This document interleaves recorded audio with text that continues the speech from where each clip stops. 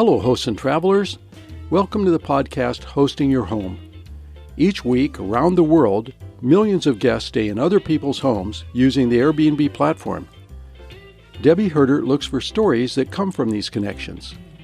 Listen in as we hear stories that teach us the human side of hosting your home.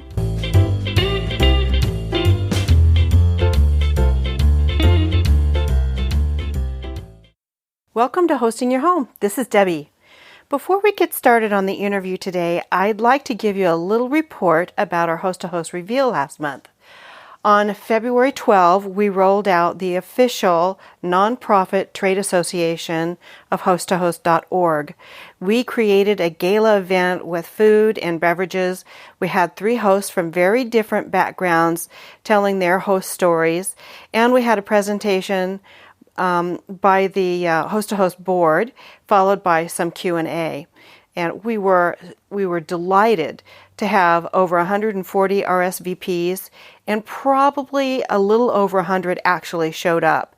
But we had a great time, and we felt like our product was very well received. Our goal was to have 100 paid members by the end of 6 months, and we got that in a week. So it's obvious to us that hosttohost.org is hitting a nerve, and hosts are interested and willing to participate. So we're really, really happy about that. In addition, we're finding that there are hosts outside of Oregon who are interested, in fact, outside the U.S., who are interested in host-to-host and are becoming members. So we are really grateful for this and inspired to move on now to the next level. Rob and I went on a 3-week road trip through Southern California and into Arizona and then back through the Grand Canyon. It was a fabulous, fabulous trip. But while we were gone, we kept getting these messages and thinking ourselves, okay, what's next? What are we going to do next? And what we're doing now is getting back into the saddle, so to speak. And we have a newsletter planned, a monthly newsletter. Of course, our monthly meetups will continue. And we have scheduled a trade fair loosely in October, and we're going to have a 2019 conference. So go to hosttohost.org and check us out. And if you aren't a member yet, I invite you to join the first trade association for hosts. We're very proud of it. Also, watch for an article from Airbnb who is going to highlight our reveal in one of their community papers. Now, about today's interview.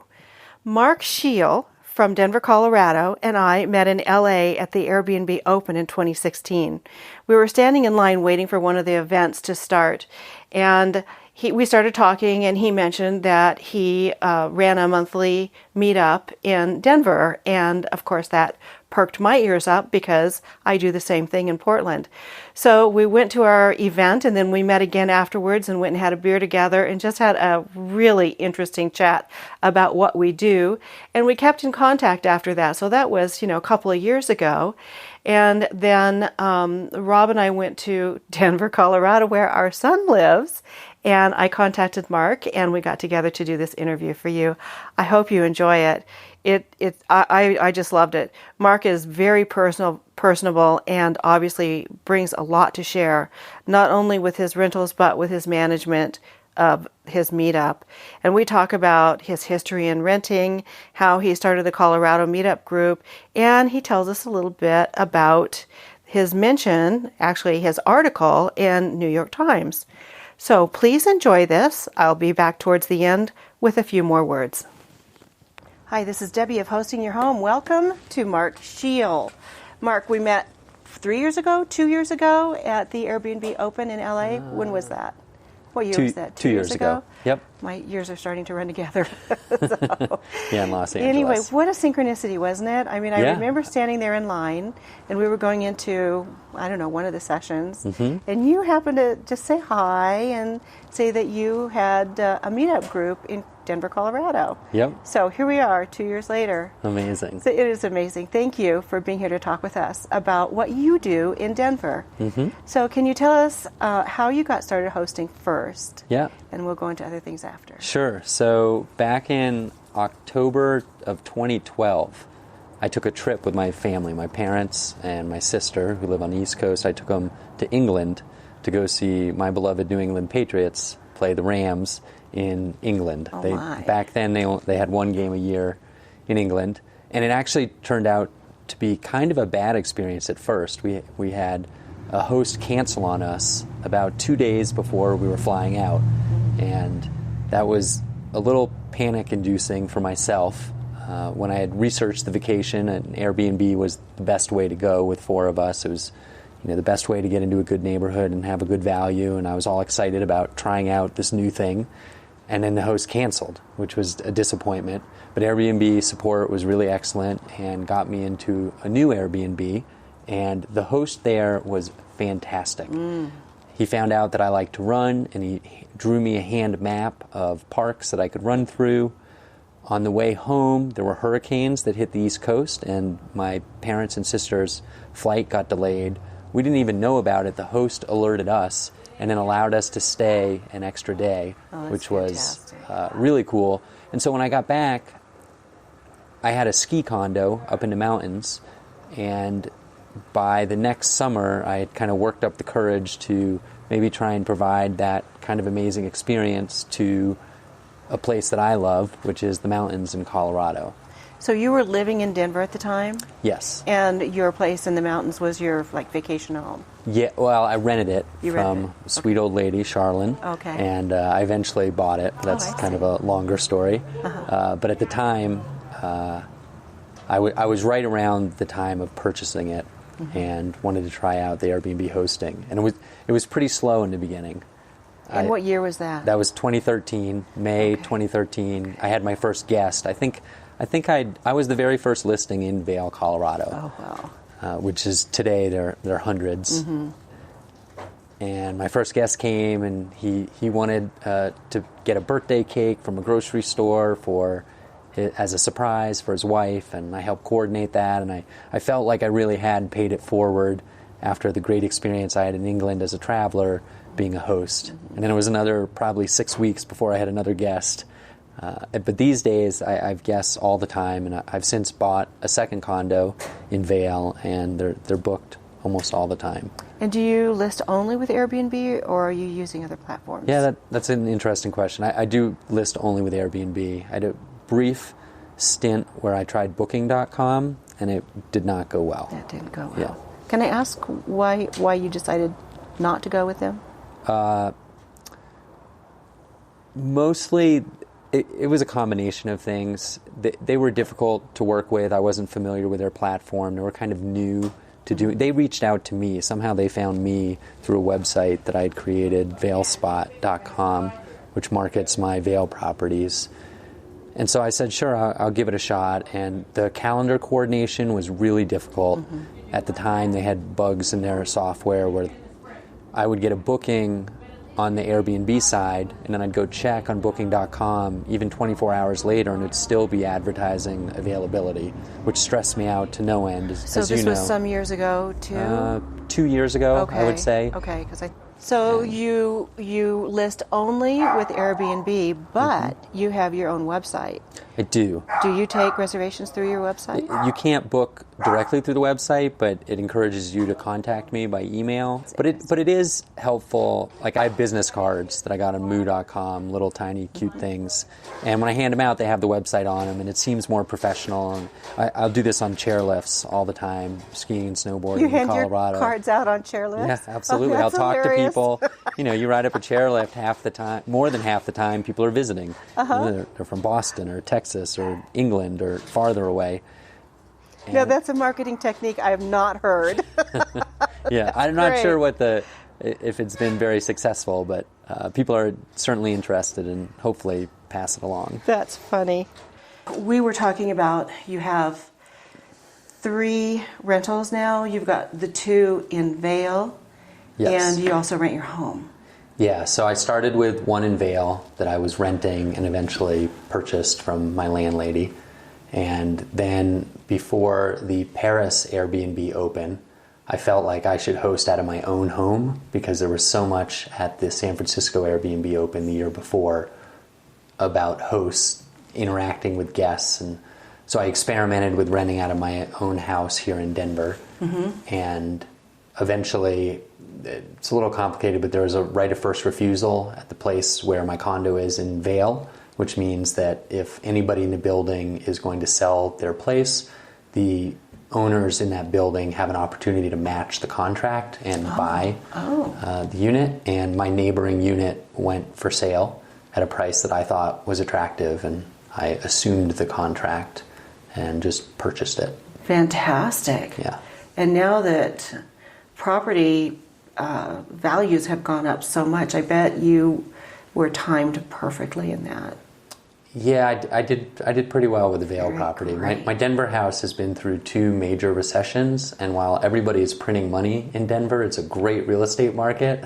That property has done so-so, but the Vail condos have been really good. And the reason, one of the big reasons I bought the second Vail one was because in the beginning, as I mentioned, there were big gaps where I wouldn't have guests, so I could use the Vail property whenever I wanted. And then later, I would maybe be able to sneak in a weekend or 2 during ski season a month, and then later just 1 weekend a month. This was with the original property, and eventually I had to block off time for me to go up there because it was rented so frequently. So I kind of bought the second one as an escape valve to so that I'd have a place to visit and to go with friends and enjoy the mountains. And you're a young man and you work full time, so you've only got the weekends available. So that's another dynamic. You know, it's not the retired people who can go in the middle of the week whenever they have an opening kind of thing. So well, there's a little bit of a plot twist there. Up until this summer, I did work full time. I recently left my job, and in part because of Airbnb revenue, don't necessarily need to go back to work. I still have a company that I do contract work through. Right now I'm advising a company 1 day a week. I just came from an inspection of a property in Denver that I was looking at as a long-term rental investment opportunity, and so this is kind of a new thing for me that that's I'm experimenting fantastic. with. Congratulations. Yeah. That's very cool. A lot of it was I got very lucky with a big investment, and a lot of it is Airbnb as well, and just, you know, being frugal and working hard and saving away for a rainy day, and then realizing that I had enough saved that I didn't have to go through the 40-hour week grind. It looks like you have a very savvy business brain. We'll talk more about the meetups, but because you have sponsors and you have connections in ways that I'm just beginning to learn about, I'm very impressed with how you've been able to operate. Well, thank you. University of Colorado at Denver gave me a master's in business administration, cool. so hat tip to them. Good. That's great. I think also, as I think we've discussed before, I also run a large developer group, and so it's the Google Developer Group of Denver. So there's 600 engineers in Colorado who are interested in Google technology, and for years before I started the Meetup for Airbnb hosts, I did that. So I that's kind of cheating. I had some background. I knew how running a large meetup should work. So you're like an event planner in some form. And a Google expert? Is that because... Yeah. So my profession, my trade is still Android development, which is a Google technology. Something I've done for 9 years, worked on Android software. And so is that the consulting work that you do as well? Exactly. Yep. Because there's so much to learn, and it's changing all the time. Yes. And so you have some kind of a connection with Google itself so that you keep your training up to speed? Yeah, absolutely. Yeah, they do a great job. The Google Developers Program does a great job of keeping people afloat in all the new technology. Fantastic. Yeah. So let's talk about the meetup. Okay, great. Sure. Why, how, when? Okay, great. So we'll get into this later, probably the Airbnb Open, but there was an Airbnb Open in San Francisco I think it was the first one. There might have been like a version 0 somewhere that was really small, but it was the first kind of big one with over 1,000 people. And then there was the Airbnb Open in Paris. So I ended up going to the Airbnb Open in San Francisco because I happened to be speaking about Android stuff at an event called AndevCon San Francisco. Oh. And it happened to coincide. I was already flying out there, already had a place to stay with the Airbnb Open. And kind of on a lark, it was free. I don't know if you remember that. Yes, I do remember that. It was that. free, but they would charge you if you didn't show up, essentially. There were a lot of people who didn't show up, too. Yeah, based on all those bags that were there. So I flew in, went to the event. I didn't go there full time because one of the days overlapped with my technical conference, and so I was kind of bouncing back and forth. And I was so impressed. One of the things they did was everybody who attended got taken out to dinner by an Airbnb employee. Yes. You know, you might have 10 people at your dinner, and it just blew me away. The hospitality was great. Yeah. And at that first year, you know, I met all 3 of the founders of Airbnb. Oh, I did this volunteer project one day. Like, it was just such a nice community. That was on a Saturday. It was kind of after the conference.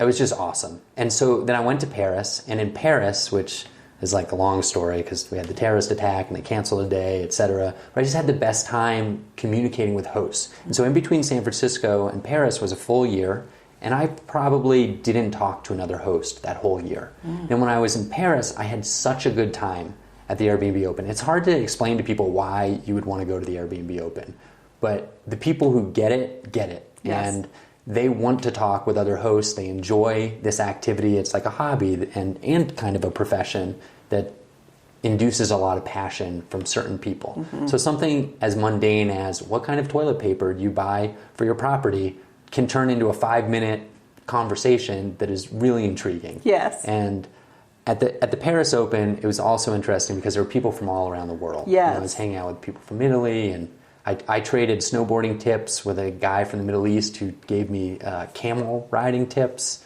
And there were just people from all over. And when I was flying back from Paris, I was a little melancholy. I was feeling like, well, I don't want to wait a full year until I talk to another host.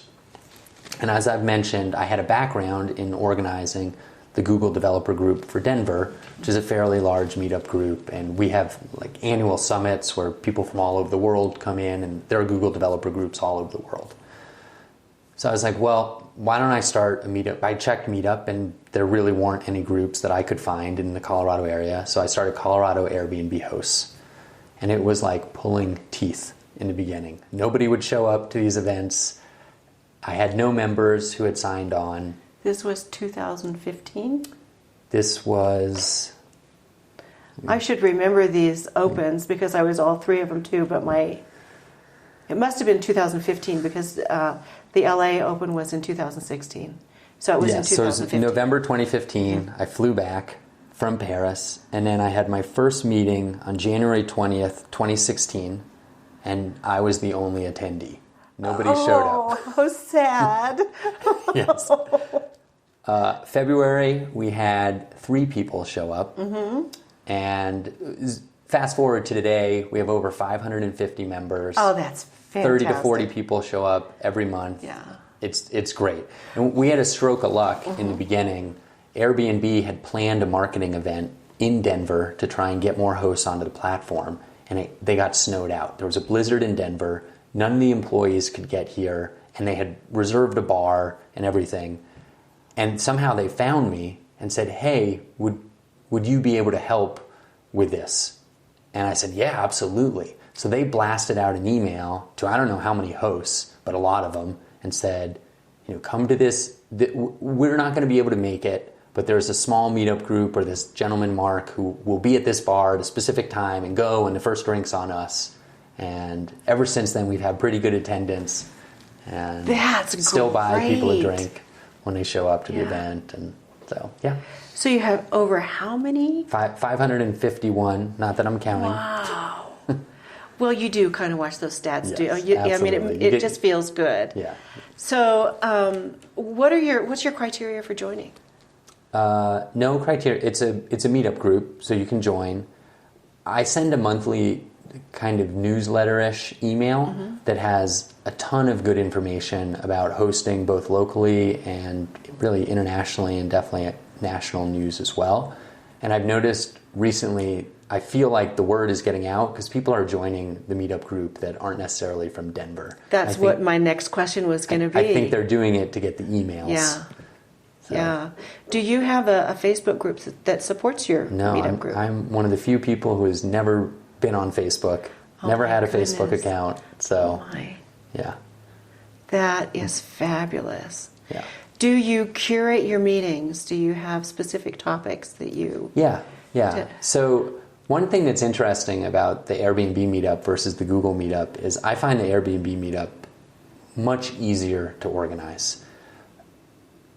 We can have what I call happy hours where people just hang out and talk. I can just say, hey, here's a room. There's going to be a free drink. There are going to be some people who have never hosted before and have lots of questions. There are going to be hosts who are totally experts and have been in the New York Times and all over the world speaking about Airbnb. Maybe we'll get into some of those characters later. And just go and have fun. And I can just mill around and enjoy a beer and talk to people. So that takes almost no work. Whereas with the Google group, every month I have to get a pretty high-powered speaker who is interesting, and I have to do a lot more curation on that side.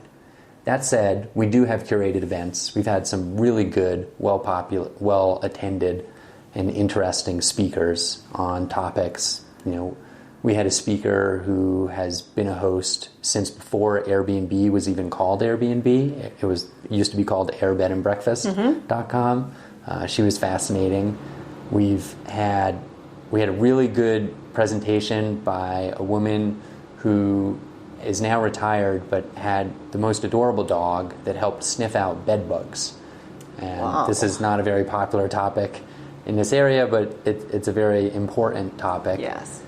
And she was super interesting. We've had presentations about taxes and local legislation, which over the years that I've run the Meetup group, the last 3 or so years, there's been a lot of activity in Denver around legislation and taxes. And, Can we actually talk about that for a little bit? Yeah, absolutely. Because that is something that the whole world watches, these little pockets of changes of regulations.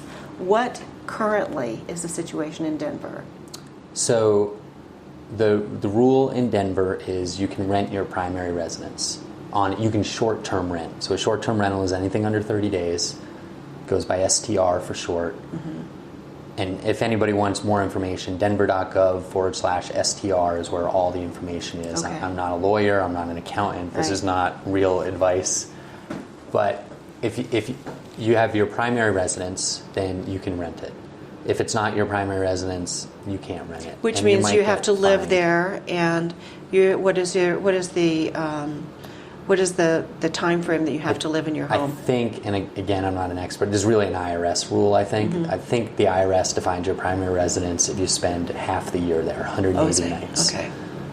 But to me, the kind of layman's definition is it's where you receive your mail, and when you file your taxes, it's the address you give as your primary residence. And are you restricted by how many bedrooms you can rent? Or I'm not ADUs? aware of a restriction there. Although, actually, let me take that back. So you can have one listing. So you have to license your listing with the state and get a license that you renew annually. And you get a license number that you put in a specific field on the Airbnb website. And you're out of compliance if your listing does not have that license number in it. And then the other obligation is you have to collect and remit lodging tax of 10.75% of the rental and submit that once a quarter through the Denver website. Do you also have to pay sales tax? So there are two other taxes. There's a state tax and a county tax that, although at the very beginning of this year we had to collect them, I think by February Airbnb in Colorado had worked it out so that Airbnb now collects those two taxes, and then the hosts, which this is not a very happy topic, we would very much like the hosts that I hang out with and talk with, hundreds of us, we all want Denver and Airbnb to collect the taxes automatically. Nobody's trying to hide from the taxes. We're all manually, tallying these taxes and collecting them, and it's awkward and weird, and it's funny, it's the same thing in Vail as well. In Vail, they collect the 2 taxes, but the 3rd tax, the local lodging tax, which up in Vail is only 4%, we have to collect manually and then remit quarterly. And then the actual, you can have as many properties as you want up in Vail. The price of the business license changes once you get above a certain number of units. I'm only at 2, so I'm below that. And tomorrow night they have a city council meeting and they're going over new legislation. So it's just like many areas where the hotels are pretty active in saying, hey, this isn't fair, which I agree with. I mean, I think it should be a level playing field. I feel like I provide a unique experience that can compete on a level playing field with a hotel. And pay the same taxes. Yeah, and pay the same taxes. I agree. Exactly. So to go back to the Denver situation, if you live in your home for the 180 days, can you rent out the whole house? Yes, that's what I do in Denver. You can go away on a trip and rent that entire house out while you're gone. Yeah, when I go to speak at a conference, for example, if my place is not rented, I will drop the price pretty significantly to try. I know I'm going to be out of town, and it's not too much trouble for me to get my place ready for a renter, and I might as well be getting paid while I'm on the road. So, you can definitely rent out your entire property. That's great. So interesting. You know, I tell people that call me and ask me about investment. I tell them you need to always have a plan B, because the regulations may be what they are right now, but they may change next year. You know, it changes so fast. So I basically told people in Portland, don't try it. Yeah, just go outside of the Portland city limit, and then there's no guarantee. Yeah, here's a little tip for anybody in Denver. This is pretty interesting. There's a little pocket of Denver called Glendale that technically isn't Denver. They've recently implemented bars that are open till 4 in the morning. They're kind of like the wild, wild west of Denver. In that little pocket, there are no short-term rental regulations. So you could rent out a second unit, a place that you owned in that little pocket of Glendale. For the time being. But a spoiler alert, I don't think they're very libertarian there. Oh, good. It's a kind of do whatever you want situation in Glendale. But I have looked for property there. I'd love to get some property because it's fairly close to Cherry Creek, which is a nice area. You can get into downtown easily, but there's just nothing there that you can purchase and rent out that I've been able to find. So let's move on to national recognition. Okay. You have had an article published by the New York Times. Yeah. Can you tell us exciting. about that? That's very cool. So this was one of the benefits. We didn't really talk about the pluses and minuses of the Meetup group. It's a lot of work to get that going. Let's do that too. Right? Sorry. That's okay. One of the great benefits is that I get to have those conversations with hosts that I wanted to have. And another benefit is that I got connected with this reporter from the New York Times who lived in San Francisco but had done financial reporting in New York City. Her name's Katie Benner, and she's written a lot of great stuff for all kinds of publications. And she reached out to me in part because of the Meetup group, Colorado Airbnb Hosts. And through the course of several hours of interviews, which is funny, translated to about 3 sentences in an article, so several hours. Wow. Whittled down to just a couple sentences. She and I encouraged her to reach out to some other hosts that I knew through Colorado Airbnb Hosts. One of those hosts was Jill Bishop, who's kind of a famous Airbnb host. She's the woman I mentioned earlier who has been a host ever since 2008. If you've listened to the kind of founder story of Airbnb, that 2008 in Denver were very important because the Democratic National Convention. Oh, that's right. It was kind of their make or break. Yeah, it's the period. kickoff point, I think. So she's full of great stories. And I told Katie, you need to talk to Jill. Jill is super interesting, and it sounds like at the time it was pretty obvious the article was maybe going to be about how Airbnb has shifted through the years.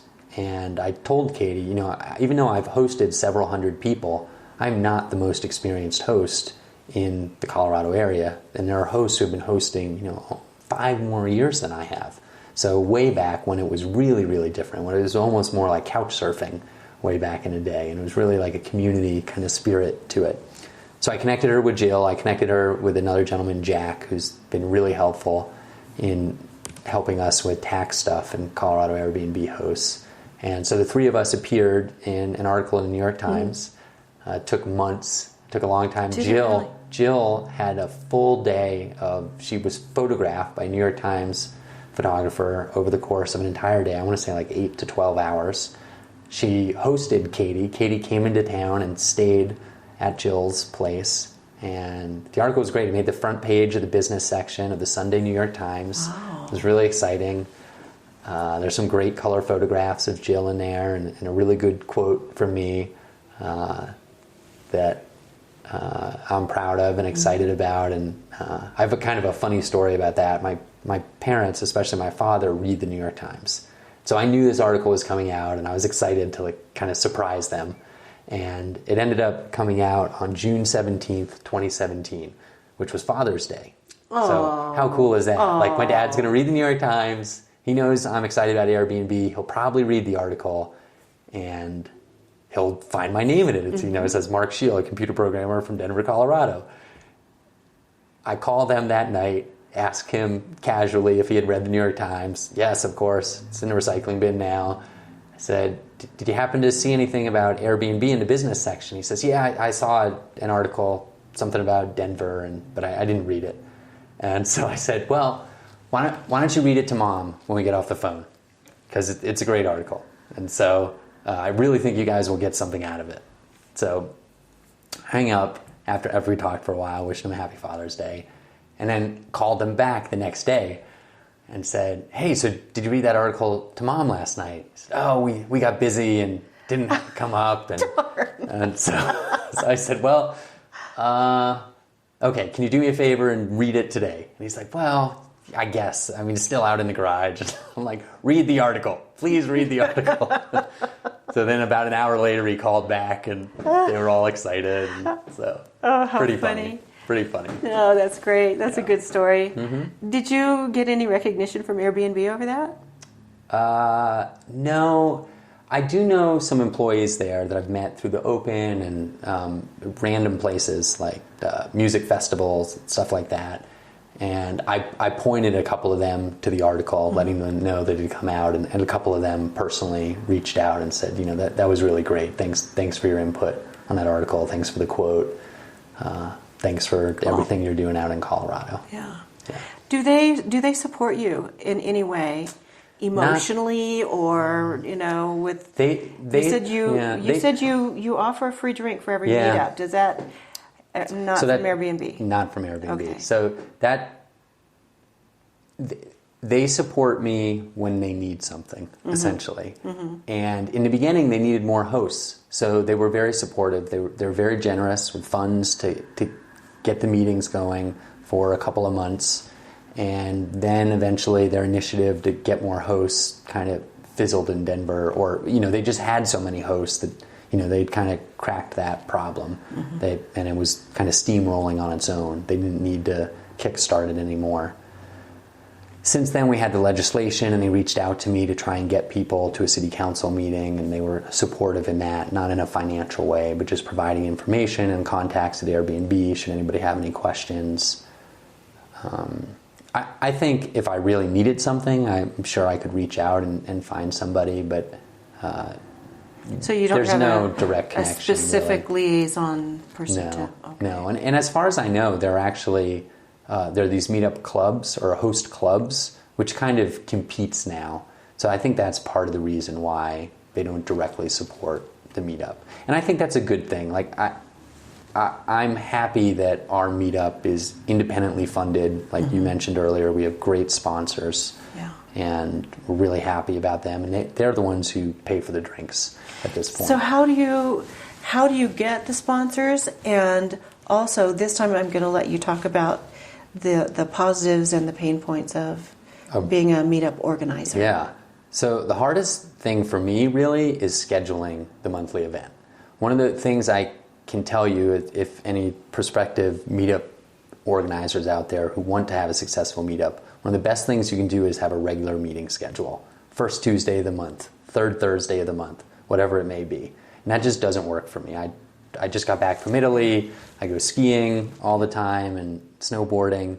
So doesn't work for me either. yeah, so generally about 6 weeks in advance, I will figure out a Tuesday or Wednesday that I'm going to be in Denver, that there isn't a Rockies game in the summer or an Avalanche or Nuggets game during those seasons, because the bar we meet at, the restaurant, tends to be pretty crowded during those events, and it's kind of a hassle. The traffic is worse. It's harder to park for the members. So if I can find those two things, I'll schedule a meetup then, and it kind of varies when it is during the month. And we have at least one meetup a month, so that's a goal of mine. And you also use the same venue, right? Yes, we have ever since the beginning, which is kind of an accident. I found this venue because of Google Developer Group Denver. They helped us out with a single event, and it's worked out really well for them. It's the Blake Street Vault. Anybody visiting Denver, Colorado, they're a great place, very historic. Say the name again. Blake Street Vault. Okay. Not to be confused with another bar that starts with Blake Street. It's a Blake Street Vault. Okay. They have a historic vault down in the cellar, and they make great drinks. And it's a haunted place, so you can get a Denver City tour, and it will stop there. People have apparently seen ghosts or something like that. But I feel pretty good that we have a good symbiotic relationship where they benefit because I bring in 30 or 40 people on a slow Tuesday or Wednesday night, and we all buy at least one drink because either, the sponsors get us drinks, and a lot of people get food, and so it helps them out as well. And then they help us out because they give us space. So. And for anybody who is interested in starting a meetup, can you talk about how you get a sponsor? Yeah. I'll tell you a story about the latest sponsor that we added, Noise Aware. So, Noise Aware is a company that makes a monitoring device for noise in your unit. So if you're worried about guests disturbing your neighbors, for example, you can put this small device, which basically, without impinging on people's privacy, just listens to the decibel level of the noise, and they have a monitoring situation or a platform that helps you measure if a party is going on, for example. And then it sends you an alert? Yes, exactly. Okay. Yep. So I just a couple of weeks ago reached out to them through their website. I found a news article about them that I'd shared with our group. This looks like a neat product, and I just sent them a unsolicited email that said, "Hey, I run one of the largest Airbnb meetups in the country. We're Colorado Airbnb hosts. You can look at the meetup website." And one of the things that I would encourage people to do is add photos to your meetups. So I try and add photos every single month. So if a sponsor wants to look and see, do people really show up to these events, and are there people there having a good time, they can see visual evidence of that happening. Can you see those photos without being a member? I believe so. Huh. Yeah. I didn't know that. Yeah, I think only members can upload them, but I think anybody can view them. So I just reached out to him and said, "Hey, I run this meetup group. Would you be interested in sponsoring? We have some great sponsors already." And I kind of have a way that I onboard sponsors where we try out their product first, and then once we approve of it, we usually have some kind of giveaway or raffle where we'll give away one of their products, or we'll have them sponsor a specific meeting and maybe even give a talk, and where the talk is 80% hosting advice and maybe one slide at the end that briefly mentions what they do. A little bit of sales. So, yeah. Let me ask you, is this a royal we, or do you have somebody who helps you administer your meetup? No, that's a great question. No, it's just me. Okay. Just me. Okay. Okay, go ahead. But it sounds more fancy if I say we. Well, I guess it's we in the sense that we're 551 people. We're all benefiting from the sponsorship, but I'm the one doing the communication. So they're going to talk to Mark.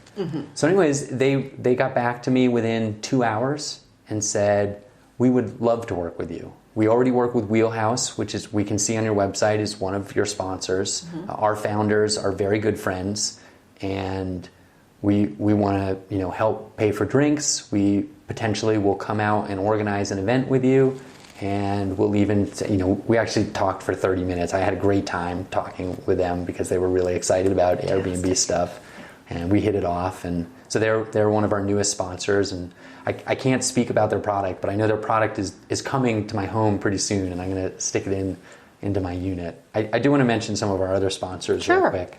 Slice, which you can find at slice.is, is a short-term rental home sharing insurance company. They've been fantastic, and I think they work with you as well. They right? did, yes. Yeah, Emily is awesome there. Wheelhouse, which I mentioned, it's a pricing tool, an Airbnb pricing tool. Notion, which is a Denver startup that makes home monitoring senses, and we have a bunch of others. Probably the most famous ones that people would have heard of is Properly, which is a way to find cleaners and to manage your cleaners, and LockState, which makes a smart lock. And they also happen to be based in Denver. So it's one part, a big part of getting the sponsors is that I really believe that helping their businesses is just as important as us getting a benefit. So the free drinks are nice, but by helping these businesses, we're going to make the hosting ecosystem even stronger. All the hosts in my group are going to have better tools, and if those businesses succeed, they'll make follow-on products. Yeah. And that's exciting to me. And do the sponsors get feedback from the hosts that are using their products, or do you have some way of knowing if your hosts are using their products as a result of their sponsorship? So I mentioned that I'm kind of picky about the hosts, about the sponsors that will allow. And this is in part because I've had sponsors approach me and I've said, it's great, let me trial you with a member. We have a Slack group, which is an online chat kind of tool, and that I curate very heavily. Anybody can join the Meetup, but the Slack group is fairly private. We have 50 hosts on there and about 2,000 messages. And so through that, I'm able to get volunteers to try out new things. And we've had some negative experiences. Some sponsors that just kind of flaked. They're startups, and it didn't really work very well. There was a good example is this company called Deviant Creatives, which took local Denver art, mostly murals that were painted on the side of buildings, which you can see all over the city, especially in the Rhino neighborhood. And they would print it on canvas and help you hang that local art in your unit. And it came with a little informational brochure that would tell you where you could find the art in the city, so you could go visit that piece of art if you were a guest coming in. It was just a really cool idea. It's and it was like on a Netflix subscription model. Unfortunately, they've gone out of business since then, which is a bummer. But to answer your feedback question, I had 2 hosts which gave a lot of feedback to them and was very helpful to their business for a while until it kind of fell apart. That was a great idea. If anybody out there wants to restart that business, I think it's a great idea to take local art. You basically ship it in once a month, just the canvas, and the host hangs it up, puts out a little flyer, and hopefully it helps drive knowledge about the artists that are local to your community. And as a guest, the reason we're traveling on Airbnb as opposed to a hotel, which hotels can be great too for certain reasons, but there's this idea of living like a local, and it's great when you go to St. Louis, for example, that there might be something in your unit that is specific to St. Louis and not the same piece of art that you're going to see in Denver or Kansas City or anywhere else. Yeah, that's fantastic. Yeah. So does Slice, for instance, get back to you occasionally and tell you we've had X amount of business through your group? Yeah. Yeah, so Slice is a really good partner because they're local, so they come out to our events pretty regularly, and they're super about picking up the tab when they come out too, so I want to thank them, and if they're listening to this, encourage them to come out anytime again. And so they'll talk to us about members who are using the platform, and we started with them when they were very young and very early stage. Denver was one of their very first markets, and they've definitely rolled out things that they've learned in Denver into other states and cities as they've grown. Fantastic. That's so interesting. Is there anything else? Did we hit all the pain points and the pleasures? What are the pleasures of running a meetup group? We didn't talk about that. Yeah. I think the best thing is just having a community that I can rely on when I have a question. early on in the tax collecting and remittance this year, I had just as many questions as other hosts, and so it was great to get on our Slack group and ask people, hey, how do I fill out this field, or when is the form due again? So that's been really great. And every once in a while we have tough situations, things that haven't gone very well. I've been pretty lucky, knock on wood, to really not have any negative guest experiences after 400 or 500 guests. But other hosts have had some negative stuff happen, and to be able to reach out and ask somebody, or even the warm feeling when you help somebody get an answer to something that they need is really nice. Do you have conversations only on Slack, or do you have them through the meetup.com website as well? So that's a good question. I would say our primary engagement point is at the in-person meetings. So that's where we drive most of the conversation. We want people to show up to the meetings, ask questions, answer questions, etc. Outside of that, there are two ways online you can communicate. One is through Meetup, which is public, everybody can see it, and one is through Slack, which is private, only certain members are on there and participate. Like 90% of our communication outside of the in-person meetings is through Slack. Every once in a while somebody will post something on the Meetup group, usually in the notes for a specific meeting, and somebody will respond. Do you find that it's generally the same people that show up for the meetings? Or do you? It's interesting. There's a core group that maybe won't show up every meeting, but 1 to 2 meetings a quarter, and they've been around for years. But there's a constant influx of new people, and people will show up for a couple months and they'll kind of get the hang of things, and then maybe disappear for a year and come back and say, I don't know if you remember me, but we talked a year ago and you were super helpful in getting me started, and now I'm here to answer questions for other people, and thanks for getting me set on this journey because it's been great. I made more money than I ever expected. I've had more fun than I ever expected. I've met all kinds of interesting people from around the world. Yeah. I bet you've met a lot of really neat people too. That you find you're making new friends through the Meetup, you mean? Yes, yeah. There are lots of interesting people. There are a lot of people, Denver is blowing up. It is one of the fastest growing places in the country. I couldn't be prouder. I'm not a native from Denver, but I've been here almost 20 years, and I'm so excited for Denver and everything that's happening for it. I've heard that 10,000 people move here every single month and have for the last couple of years. And if you look at the skyline downtown, you can see all these cranes and all the construction. It's just great. We just had a local tech company go public last week, SendGrid. That's really exciting for the local Denver kind of business community and economy and tech community. So things are going great in Denver. And one of the neat things about the Meetup is a lot of times we'll get people who just moved here from somewhere else, used to be an Airbnb host there, and are trying to start hosting again now in Denver. And that's very exciting. Have you thought about expanding into a mentorship program or anything outside of monthly meetings? To what end? Like by supporting the local host community. Okay. Well, when you say mentoring, would that involve like new charging hosts or okay? Oh, I don't know. Maybe not. Okay. I'm just thinking. I'm thinking of the new hosts coming in and trying to find their legs and working through that. Yeah. What I consider myself a little bit of a matchmaker at the meetings. So it's my job to talk to somebody briefly, find out they're most concerned about taxes or cleaning or setting up their home to be smart. Have fancy devices for their guests, and then knowing which member of the Meetup can help them the best. If it's a tax question, Jack Garber is your man, and if we're lucky enough to have him there, we'll refer him. He helps out the city to set up regulations and is really, in an informal capacity, really helpful in that area. One of the minuses of running the Meetup group is that it takes time. And I like doing that because I'm giving back to a community that's important to me. But I also want to limit that time. I don't want to spend, much more time than I already am spending. So I would be reticent to expand my responsibilities with the Meetup group.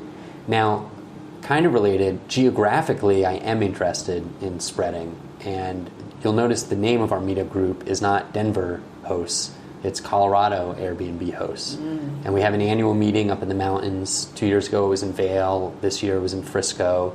And a lot of the Denver members have property up in the mountains and rent up there. And there's a whole community of hosts up in the mountains that I think we could help out. And I would like to branch out into other areas, but that has not been super successful to date. Yeah. So how much time a week or month do you feel like you spend on your Meetup? That's a good question. I'm pretty efficient at this point. There's probably the hardest thing for me, as I alluded to, is scheduling the Meetup. That probably takes 20 minutes a month. I show up to the Meetup, let's say with travel time, that's 3 hours total. There's 2 hours at the Meetup and half an hour each way maybe for travel. Maybe another hour a month of just random stuff, meaning finding sponsors, bookkeeping, scheduling the venue, and if anything more, it would be communicating over Slack and generating those emails. So that takes another hour. So let's say 5 hours a month. Definitely not more than that. That's great. The funny thing is that I enjoy almost all of those 5 hours. It's fun for me, so I don't mind. Nobody's paying me to do it. I do it because there are other benefits, and mostly because I know at some point in the future I'm going to have a question that I don't know the answer to, and I might not be able to get an answer from Airbnb that is really what I'm looking for. But now I know that there are 500 hosts that have my back, and there's going to be somebody out there who's had a similar situation and can answer my question. I don't know when that's going to happen exactly. It could be 2 years from now, could be tomorrow, but it's a payback that I'm looking forward to, and definitely will be able to collect on. That makes me think about monetizing. Have you thought about at some point paying yourself through the Meetup for the time that you're doing this, or is that not kosher? I laugh because a lot of times I buy the drinks. Not a lot of times, but right? Once or twice a year, we just, the sponsorship money runs out, and especially in the beginning. We didn't have any sponsors in the beginning. There's a chicken and egg problem, so I paid for the drinks. Out of my salary, I was a well-paid software engineer, and it didn't, matter too much to me. And I kind of primed the pump, and then we got the sponsors, and there are good times and there are bad times. There's times when everybody wants to be a sponsor, and right now the economy's booming. It's great, but I wouldn't be surprised if sometime soon the economy took a dip, and then there'd probably be less companies who are interested in sponsoring. I've seen that through my longer running Google developer group, that it kind of ebbs and flows. So it's certainly, I'm aware of some local Meetup organizers, not in the Airbnb vertical or short-term rental vertical, that monetize their Meetup. And they work really hard at it and do really great things for their community and deserve every penny they're getting, and it's probably not enough pennies. I don't know. The short answer is no. I don't have an interest in turning this into a business. Okay. It's way more profitable and fun to just do the hosting or go do a few hours of Android programming. That's fantastic. So, is there anything else you'd like for people to know about you or any of the fingers of the pie that you're involved in? We talked about the Airbnb Open. I don't know if it will come back, but if it does come back, I would encourage everybody to go. I had a great time in 2015 in Paris, and 2014 in San Francisco, and 2016 in Los Angeles, which is where I met you, which led to this. I think the only other thing that I'm passionate about in the Airbnb space is smart homes. So I have a software engineering background. I'm a total nerd about my house, and I get a lot of glowing reviews from guests who are not super technical or savvy about smart homes, who really enjoy some of the products I put into my properties. So what kind of devices do you offer? So I have a Nest, which is the smart thermostat from Google, in most of my properties. I have a Google Home in most of my properties, which is really fun.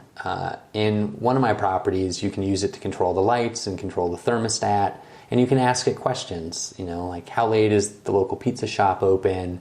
Play me. I get an unlimited music subscription, and so people can play music on them. Oh, lovely. So that's been really popular amongst people who tried it. Some people maybe don't use it. I don't greet all my visitors who arrive, and really that's, for most hosts, I would recommend doing things that way. It's just, you'll help your sanity if you don't have to schedule the meeting with every incoming guest. So I use a smart lock that has a 4-digit combination. I set it to the last 4 digits of the guest's phone number. And it has a specific on time and specific off time, so their check in and check out. Is this the new LockState lock? I don't use the LockState product, although I'm a fan of theirs because they have been a sponsor in the past of our Meetup group. I use a Nexia system, Nexia, and that's kind of the smart hub. And then the lock I use is a Schlage. And you can get this lock at Home Depot.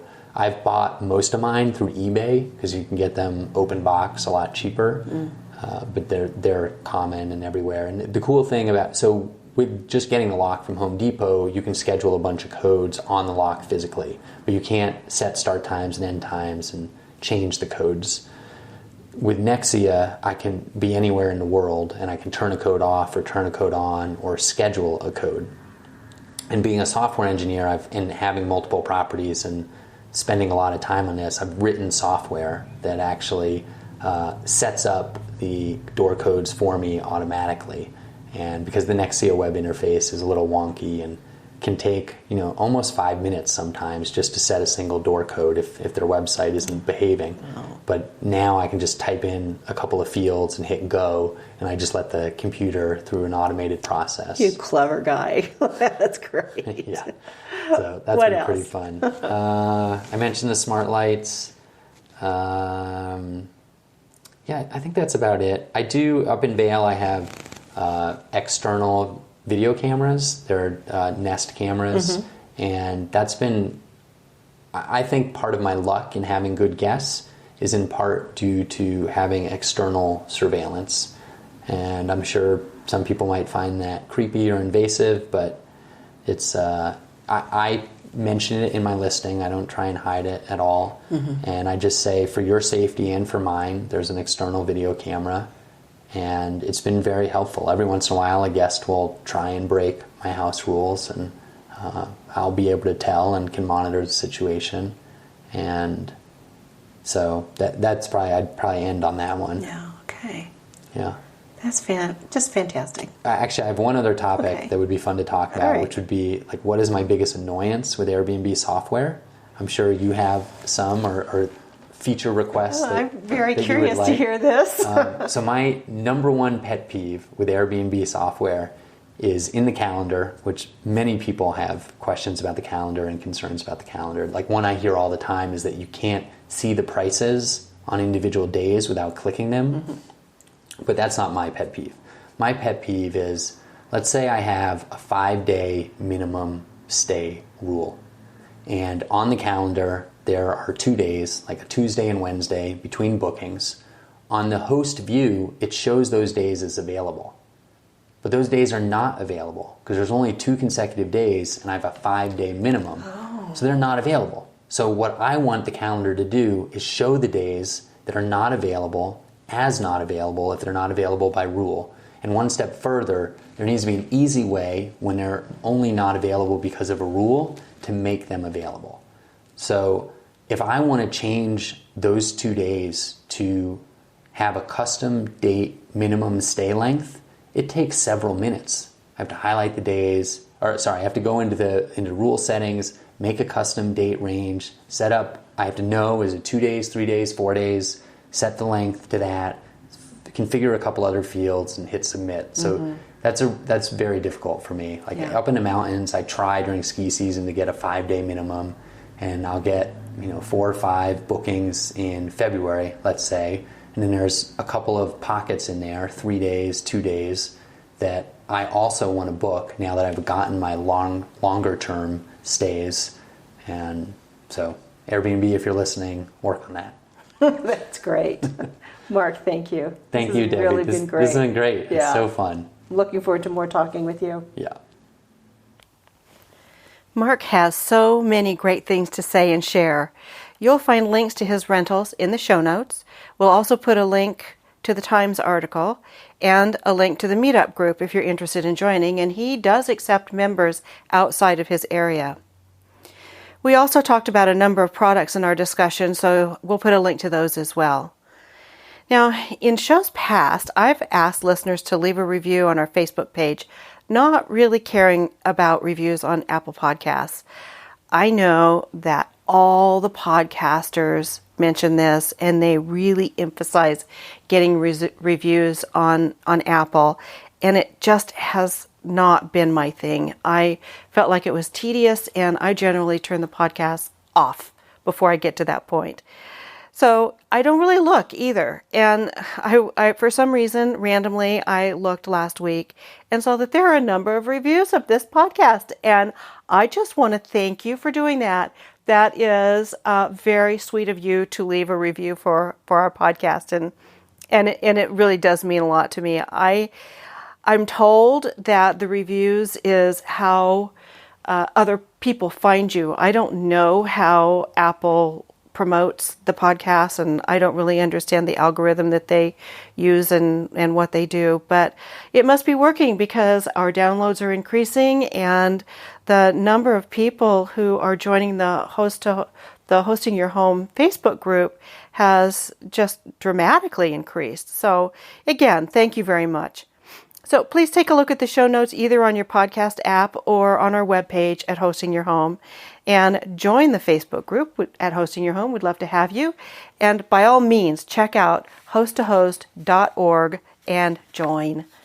Talk to you soon. Take care. Thanks for listening.